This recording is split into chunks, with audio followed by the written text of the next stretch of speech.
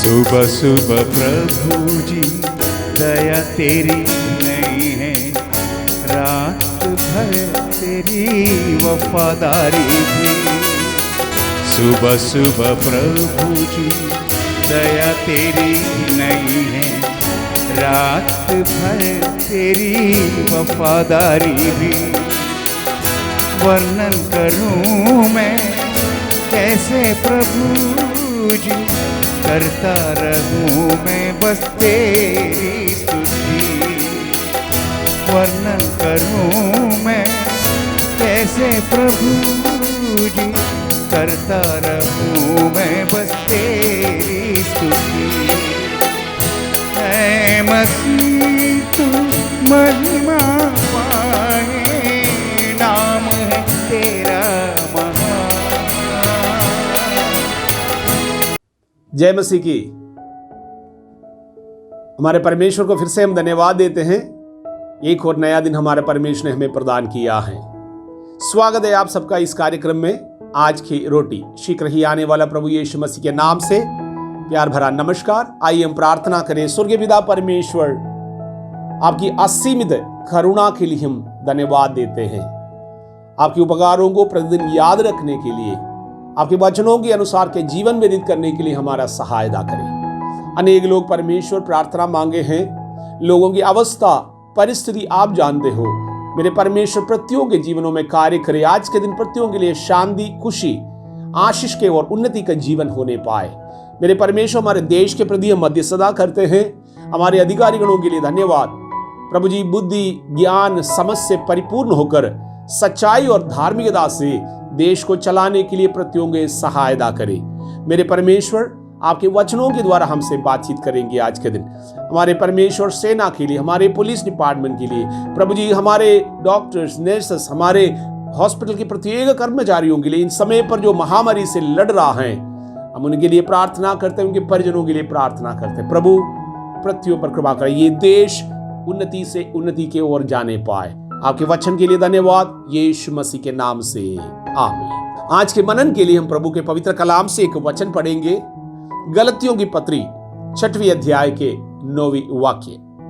हम भले काम करने में हियाव ना छोड़े, क्योंकि यदि हम ढीले ना हो तो ठीक समय पर कटनी काटेंगे। प्रेरित पौलुस के द्वारा लिखा गया एक पत्री है, एफिसियों की पत्री। कई बार लोगों के मनों में इस प्रकार का एक सवाल आता है।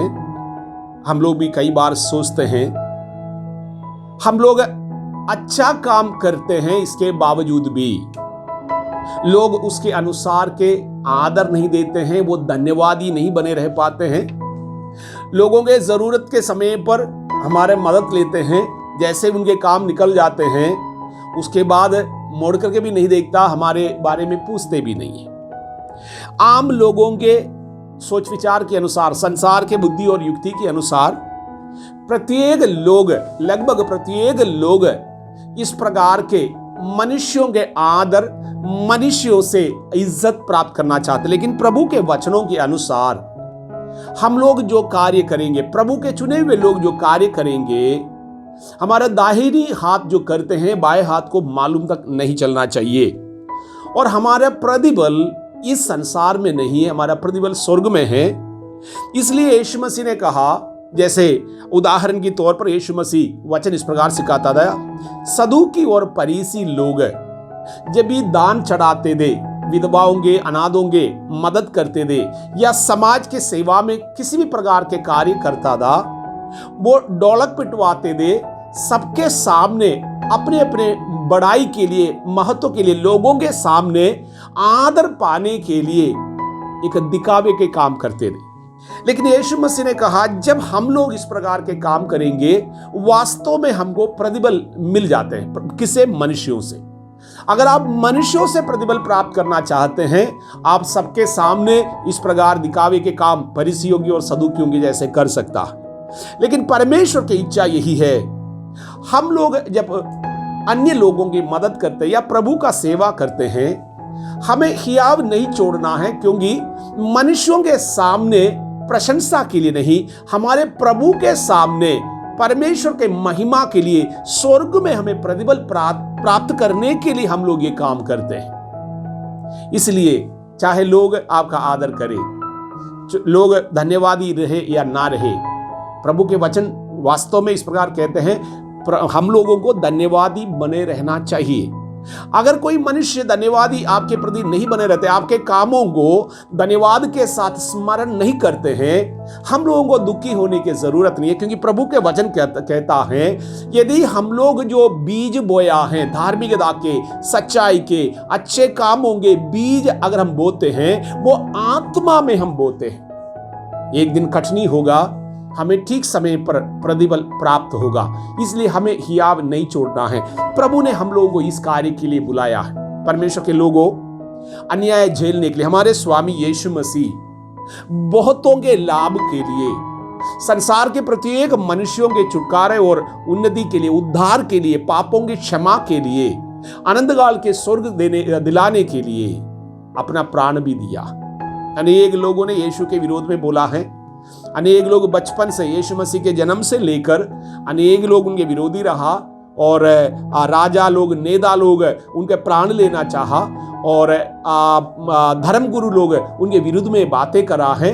यीशु मसीह कहीं पे भी उन लोगों के विरोध में इस प्रकार नहीं कहा, ये लोग मेरा निंदा करता। यीशु मसीह इन निंदा के विषय में कभी बात ही नहीं करता था, और निंदा का वो तुच्छ जानता था, क्योंकि यीशु मसीह जानता है उनके आगमन की, संसार के आगमन के उद्देश्य।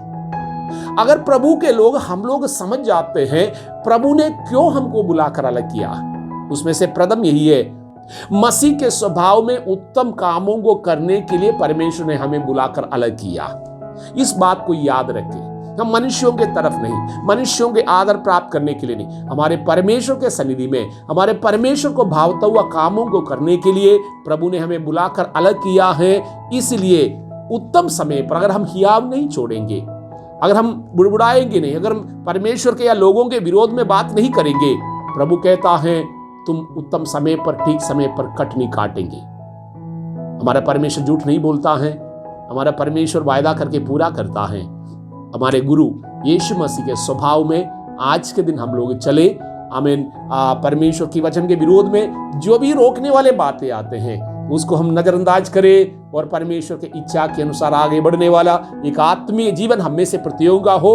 आज के दिन आपका हर एक कामों में आशीष और उन्नति रहे, हर कतरों से, हर मुसीबतों से, हर एक आमीन डिप्रेशन की बातों से परमेश्वर आपको स्वतंत्र रखे, आप पर करुणा करे, आपके परिवार के ऊपर, आपके कर्म भूमि में हर एक बातों में आशीषित रहे, यीशु मसीह के नाम से आमीन।